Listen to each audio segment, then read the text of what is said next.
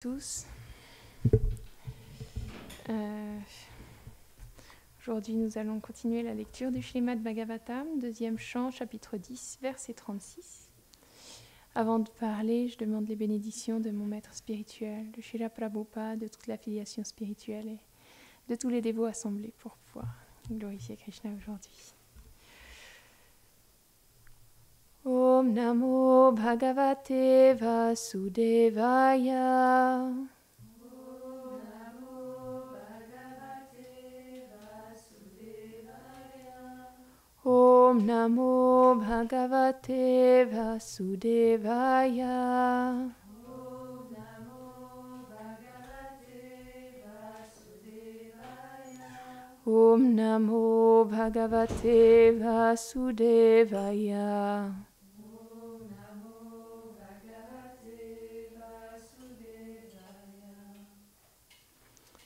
Savachavachakataya. Bhagavan Brahma Rupadrik. Namarupa Kriyadhate. Sakarma Karma Kapara. Traduction. Le Seigneur qui est au-delà de l'atteinte de la Prakriti, la nature matérielle, met Brahma comme son représentant pour créer toutes les espèces, des demi-dieux aux créatures les plus basses, avec leur forme et leur identité respectives, et aussi leurs différentes fonctions. Commentaire. Maintenant, Shukadev décrit la création, le maintien et la destruction des corps des entités vivantes jusqu'au verset 44. Le Seigneur suprême est au-delà de la nature matérielle. Il ne peut donc accomplir d'actions matérielles ni être lié à la matière. C'est la raison pour laquelle il se manifeste en tant que Brahma, qui apparaît dès le début de la création du lotus qui pousse de son nombril, ceci afin de créer les noms, les formes et les activités des espèces qui peuplent l'univers.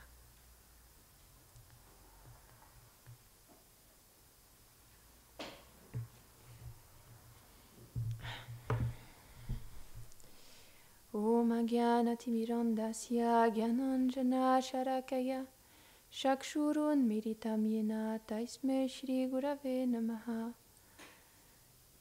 Shri Chaitanya Madhubhishtam Shtapitam Yena Bhutare Swayam Rupam Kadamayam Dadati Svapadantikam He Krishna Karuna Sindhu Dinabandhu Jagatpate Gopesha Gopika Kanta Radha Kanta Namostute Tapta Kanchana Gorangi Radhe Vrindavaneshwari Rishabhanu Sute Devi Pranamami Hari Priye Jai Shri Krishna Chaitanya Prabhu Nityananda Shri Advaita Gadadhara Shri Vasari Gaura Bhakta Vrinda Hare Krishna Krishna Krishna Hare Hare Hare Rama Rama Rama Hare Hare Vrindaye Tulasi Deviyaye Priyaye Keshavasyacha Krishna Bhakti Pradedevi Satyavatiye Namo Namaha Namo Vanchakalpatarubhyascha Kripa Sindhubhya Evacha Patitanam Pavanebhyo Vaishnavebhyo Namo Namaha Namo Vishnupadaya Krishna Prashtaya Bhutare Shrimate Bhaktivedanta Swaminiti Namine Namaste Sarasvate Devi Gauravani Pracharine Nirvishesha Shunyavadi Paschatya Deshatarine.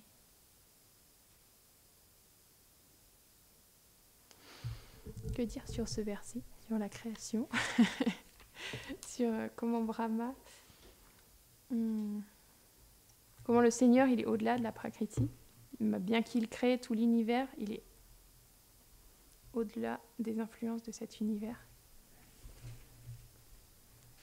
Et il met en pouvoir certains êtres pour manifester cette création. Et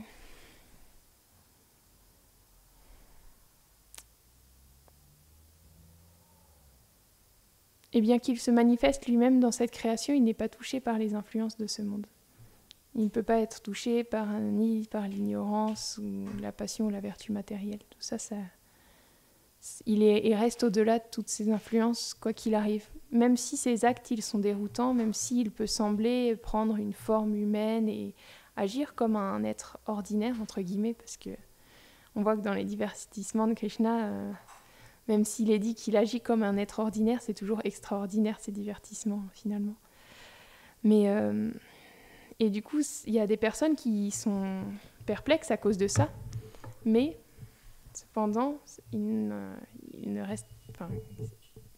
reste le Seigneur suprême qui est au-delà de toutes ces influences, quoi qu'il arrive.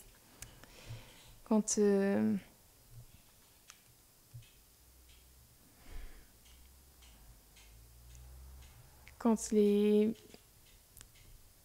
ses associés ils relationnent avec lui et qu'ils sont voilés par sa yoga maya, ils oublient complètement cette position qu'il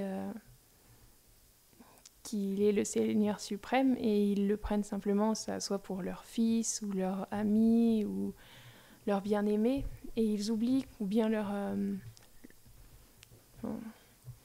quand on parle aussi à Dvarka, ça va être leurs proches, leur père même, parce que Krishna, il a plein de descendants à Dvarka. et donc, ils sont pas forcément conscients, plus ou moins, on va dire, selon l'opulence qui apparaît, mais de la position qu'il a véritablement. C'est ce qui lui permet d'échanger des doux sentiments avec ses dévots. C'est... parce que s'ils avaient conscience constamment qu'il est le Seigneur suprême, ils ne pourraient pas relationner avec lui de la même manière. C'est comme quand Arjuna il voit la forme universelle sur le champ de bataille, il voit toute cette forme écrasante du Seigneur suprême, il tremble et il prie. Et il ne pourrait pas être face à cette forme-là constamment et relationner avec Krishna comme il le fait habituellement, même parfois en se moquant de lui ou bien en le prenant pour... quelqu'un qui n'a pas forcément de force, parce que c'est la relation qu'il a avec lui, c'est son cher ami, et parfois il a l'impression qu'il est plus fort que Krishna. Alors que finalement, on voit que dans le Srimad Bhagavatam, dans le premier chant, quand Arjuna il revient et qu'il est dévasté parce que tous les Yadavas ils se sont retirés de la terre, il se rend compte que finalement toute la force qu'il avait, il la tenait de Krishna et que là, il n'en a plus aucune. À tel point qu'il n'a même pas été capable, bien sûr, c'est un divertissement, mais de ramener les reines de Krishna en sécurité. Elles se sont fait enlever par des pâtres sur la route. Mais bien sûr, on sait que c'est Krishna qui a pris cette forme-là pour les enlever. Et donc...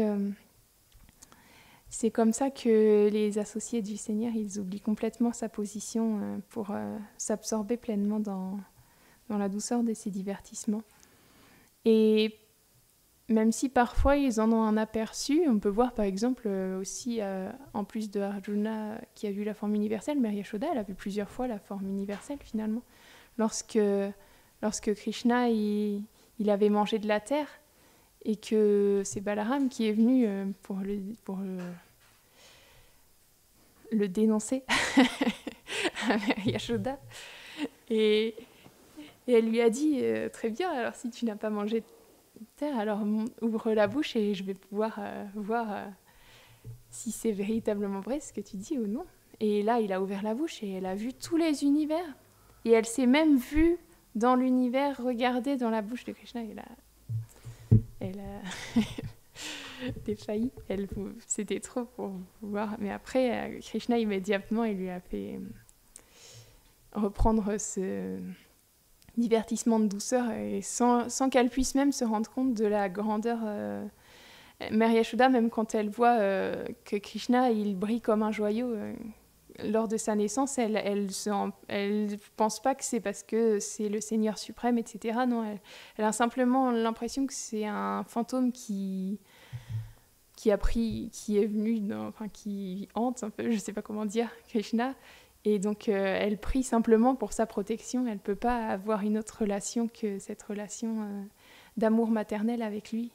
Krishna, c'est son petit enfant qui a besoin d'elle, qui est si doux et c'est comme ça que, bien sûr, c'est des sujets très élevés et il faut être qualifié pour en parler, mais on voit encore et encore que les Vaishnavas, ils nous parlent à quel point Yashoda, elle est tellement absorbée dans la douceur de Krishna qu'il ne peut pas y avoir de place pour autre chose, d'autres sentiments d'opulence, etc. Même quand Uddhava, il essaye de leur dire que c'est le Seigneur suprême, etc., quand ils sont dans la séparation de lui, quand il est parti à Mathura et à Dvarka après, ils ne peuvent pas entendre ça. Yashoda et Nanda Maharaj, tous les Vrajbasi, ils ne peuvent pas entendre ça parce que ce n'est pas leur relation éternelle avec Krishna finalement. Et c'est beau de voir que tous les êtres, ils ont une relation éternelle particulière avec Krishna, quel que soit dans quel divertissement, et une relation qui est tellement parfaite pour eux qu'ils seront complètement comblés en la retrouvant, que ce soit à Dwarka, à Ayodhya, à Goloka, Vrindavan, tout ça, c'est finalement tous les êtres, quand ils retrouvent leur condition éternelle, ils sont pleinement satisfaits. Et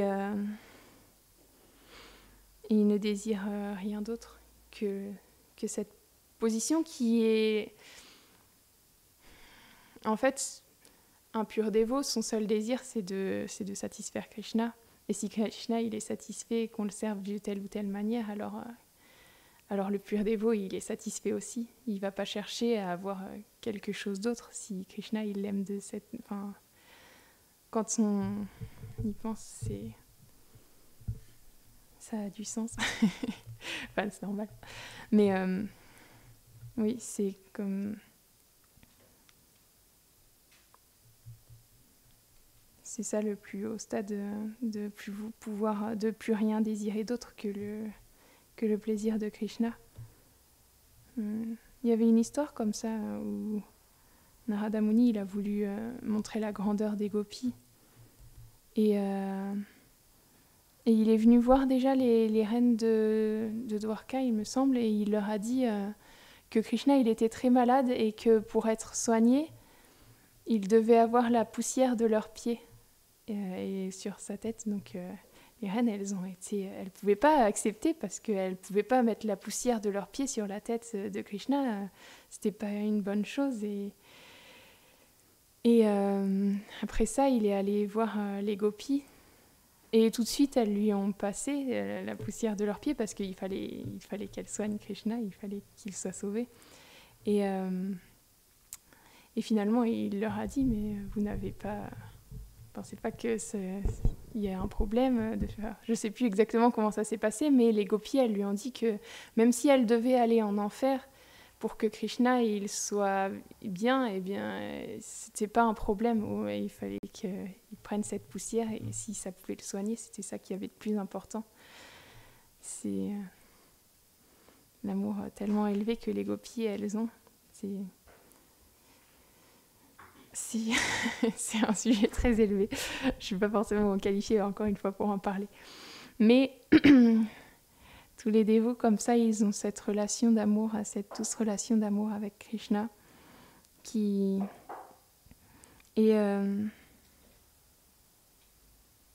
ils peuvent tout lui donner. C'est l'abandon total. On peut avoir cet exemple avec Bali Maharaj qui donne tout, qui donne même sa propre tête, qui s'abandonne complètement au Seigneur. Parce que il avait conquis toutes les planètes avec toute son armée d'Asura, parce que c'était le roi des Asuras. C'est le petit-fils de Prahlad, Bali Maharaj. Mais il était un grand adorateur. Enfin, il avait beaucoup de respect pour les brahmanas. Et il faisait des grands sacrifices. Et il était très pieux, en fait. Et du coup, il avait beaucoup de puissance aussi. Et il a pu conquérir toutes les planètes de l'univers, quoi. Et Krishna, il est venu en tant qu'un nain brahmana, Vamanadev, pour tout lui reprendre. Et on connaît l'histoire, comment il a repris tous les univers avec 2 pas seulement. Et Bali Maharaj, il s'est donné complètement, il s'est abandonné, il lui a dit de placer son troisième pas sur sa tête. Il ne s'appartenait même plus, finalement, au final. Il a tout perdu, mais il a tout gagné. Parce qu'en plus de ça, sa punition, c'était de se retrouver sur la planète Sutala, qui est d'être gardé par Vamanadev lui-même. Donc le Seigneur suprême, c'est son gardien. Donc c'est une punition très particulière. Mais finalement, c'est Krishna qui lui a montré son amour aussi de cette manière-là. Krishna, il relationne de façon différente avec tous les êtres et ça peut... dans ce divertissement-là, il a aussi montré la grandeur de son dévot. Comment Bali Maharaj, il était capable de tout laisser, de tout abandonner sans remords, parce qu'il était simplement abandonné au Seigneur. Il a été complètement captivé par sa beauté, par sa douceur. Et donc, il n'a pas hésité à tout lui donner, même quand son maître spirituel lui-même, il lui a dit « Attention, c'est Vishnu qui est venu sous cette forme-là, il va tout te retirer, tu n'auras plus rien.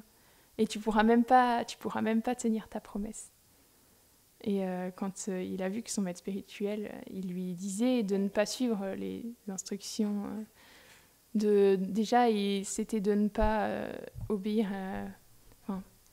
il voulait servir un brahmana, mais en plus, si c'était Vishnu, c'était encore... il fallait qu'il comble cette promesse, donc il ne pouvait pas suivre. Donc il a rejeté simplement son maître spirituel, Shukracharya, et il a quand même donné ses 3 pas à Vamanadev, il lui avait demandé ce qu'il voulait, et Vamanadev, il lui avait demandé seulement 3 pas. Et donc, de cette manière-là, il a pu nous montrer ce que c'est que l'abandon total. C'est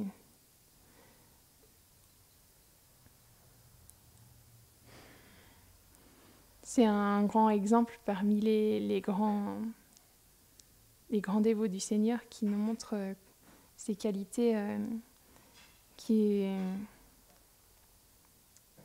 qu'on devrait développer ou au moins prier pour développer, parce qu'on dépend que de la miséricorde finalement. Et donc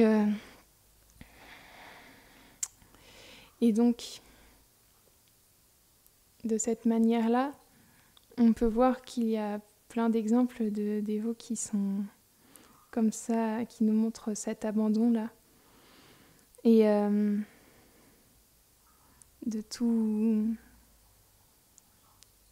donner au Seigneur suprême. Et c'est intéressant parce que dans le Srimad Bhagavatam, dans le 10e chant, il y a aussi l'histoire d'un brahmana qui était un ami d'enfance de Krishna, qui s'appelait Sudam Brahmana, Sudam Vipra, ou Sudam... Non, c'est pas Sudam Vipra, c'est Sudam Brahmana, je sais plus. En tout cas, c'était Sudam. C'était un ami d'enfance de Krishna, il avait été au Gurukul avec lui, à l'ashram de... c'est qui déjà c'est Sandipani Muni, oui, c'est ça. Ouais. Merci, j'ai un petit trou de mémoire. Et donc, ce brahmana, il était extrêmement pauvre, vraiment très, très, très pauvre, à tel point qu'il était maigre et son épouse, elle était vraiment très mal parce qu'elle ne pouvait pas donner assez à manger à son mari tous les jours. Et elle, n'en parlons pas parce qu'elle mangeait seulement après qu'il ait mangé. Donc ils étaient extrêmement maigres et émaciés. Ils étaient vêtus de lambeaux. Et elle en avait tellement... Ça lui faisait tellement mal au cœur de voir son époux dans un tel état qu'un jour, elle lui a dit « Écoute, tu es un ami de Krishna. Krishna, il possède tout. Il peut te donner ce que tu souhaiteras. Donc, s'il te plaît, va le voir et demande-lui, parle-lui de notre situation pour qu'il puisse nous aider. » Et elle n'a pas fait ça dans un état d'esprit égoïste, elle a fait ça simplement parce qu'elle voulait servir son époux d'une manière convenable. Et donc, Sudam, ça l'embêtait d'aller voir Krishna pour lui demander quelque chose, mais en même temps, à force, il a été convaincu parce qu'il s'est dit que ça lui faisait une occasion d'aller voir Krishna face à face, en fait. Et ça lui remplissait de joie de revoir son cher Krishna. Donc, il a demandé à son épouse de préparer un petit présent pour ramener à Krishna. Et donc, elle a été collecter dans son voisinage des grains de riz, du riz sec, du riz plat, je sais pas, c'est du riz soufflé, voilà. Donc, une poignée de riz soufflé qu'elle a enveloppé dans un tissu et il l'a accroché à sa taille et il est parti comme ça pour Dwarka. Et donc, il est arrivé à Dwarka avec tout un groupe de brahmanas et finalement, il a réussi comme ça à rentrer dans Dwarka, qui était une ville tellement opulente, faite avec des joyaux, des perles, des drapeaux, des bannières colorées, etc. C'était toute une opulence extraordinaire. Et il est rentré dans le palais, dans un des palais, là où Krishna il était avec sa reine Rukmini, qui était en train de l'éventer. Et lorsque Krishna il a vu Sudam, son cher ami Sudam, il s'est immédiatement levé du lit et il s'est levé pour accueillir Sudam, qui était un brahmana. Donc il l'a accueilli comme il se doit, en lui lavant les pieds, en lui offrant de l'hospitalité, etc. Et il l'a vraiment accueilli d'une manière royale. Et donc, à la suite de ça, ils ont parlé un peu de leur divertissement de leur jeunesse, lorsqu'ils avaient passé leur temps au Gurukul et qu'un jour, il y avait eu une grande tempête et à ce moment-là, ils étaient sortis avec Sudam et Krishna, ils étaient sortis pour récolter du bois pour le feu parce que l'épouse de Sandipani Muni, elle leur avait demandé. Et il y avait eu à ce moment-là la tempête qui était tombée et c'était une tellement grosse tempête qu'ils n'avaient pas pu rentrer de toute la nuit. Et ils s'étaient simplement tenus la main l'un à l'autre et ils avaient attendu toute la nuit dehors comme ça en attendant de pouvoir rentrer dans l'ashram de leur maître spirituel. Et finalement, il était tellement endetté, Sandipani Muni, quand il a vu leur attitude et à quel point ils avaient voulu tellement combler le service pour leur maître spirituel qu'ils avaient totalement même oublié leur confort personnel. Ils avaient même passé la nuit dehors comme ça dans la tempête.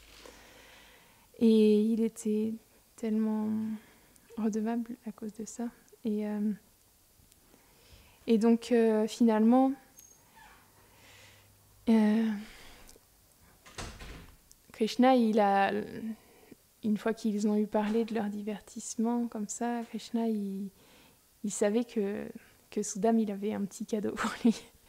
Mais Sudam, il avait honte, il voulait pas lui montrer son petit truc de riz séché, soufflé. Il était dans une telle opulence qu'il n'osait pas. Et donc, Krishna, il lui a pris de force et il a commencé à en manger une poignée. Et il l'a trouvé tellement délicieux, son riz, il était tellement satisfait. Et Rukmini, lorsqu'il a voulu en reprendre, Krishna, elle lui a tenu la main, elle lui a dit que ça suffisait. Déjà, la poignée qu'il avait mangée, ça suffisait déjà pour combler tout l'univers. Donc, il n'avait pas besoin d'en prendre plus. Et donc, c'est comme ça que Krishna, il a revu son très cher ami. Et après, Sudam, il a pas osé lui demander ce qu'il était venu pour lui demander. Il n'a pas osé lui demander de l'aide. Et il est reparti comme ça. Il était tellement satisfait déjà d'avoir vu Krishna que simplement son cœur était comblé. Et quand il est rentré chez lui, là où il y avait normalement sa petite hutte, il a vu un grand palais avec des serviteurs qui s'affairaient et vraiment une demeure tellement opulente. Et il a vu son épouse sortir, elle était tellement resplendissante, elle ressemblait à une déesse. Et là, il s'est rendu compte que Krishna, même s'il n'avait pas demandé quoi que ce soit, Krishna, il lui avait donné ça. Mais Krishna, encore, il lui a donné tout ça parce qu'il savait que ça allait pas entraver sa dévotion envers lui. Parce que Sudam, il était tellement dévoué à Krishna qu'il ne pouvait rien prendre pour lui. Et en plus de ça, son épouse, elle lui avait pas demandé pour un désir égoïste, mais elle avait demandé ça pour servir son époux. Et donc, lorsqu'il a vécu dans ce grand palais, par la suite, il vivait vraiment comme un serviteur. Il ne prenait jamais ses richesses pour lui. C'est expliqué qu'il dormait même sur le sol. En vérité, il était totalement détaché de toutes ses richesses et il s'en servait simplement pour servir Krishna. Et il ne considérait pas tout ça comme à lui. Les purs dévots du Seigneur, qui, même quand ils ont des richesses incommensurables, jamais ils ne se les approprient finalement. Ils utilisent simplement tout au service du Seigneur, et donc qu'ils soient dans une condition d'opulence ou qu'ils soient dans une pauvreté extrême, c'est simplement des situations externes qui n'affectent pas leur dévotion. Donc comme ça, on peut voir à travers cet exemple comment on peut tout engager aussi pour le Seigneur.